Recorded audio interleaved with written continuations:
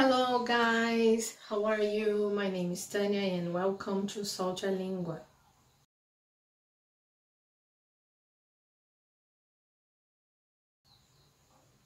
Dando continuidade às consoantes, né? Hoje eu quero falar do som de V, tá? Que é representado pelo próprio V, né? Na aula passada eu falei do F, né? Que é o F, porém pode ser representado por GH ou PH, né?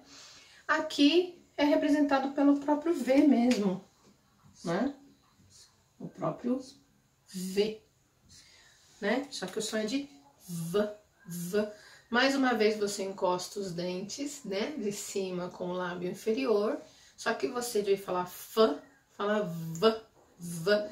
É mais vibrante o som, tá?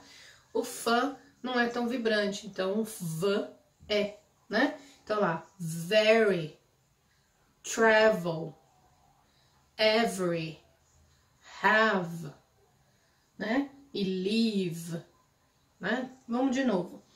Very, travel, every, have, live. Entenderam? Então, eu espero que vocês tenham gostado desta aula e a gente se vê na próxima aula, ainda nas consoantes. Até mais. Bye!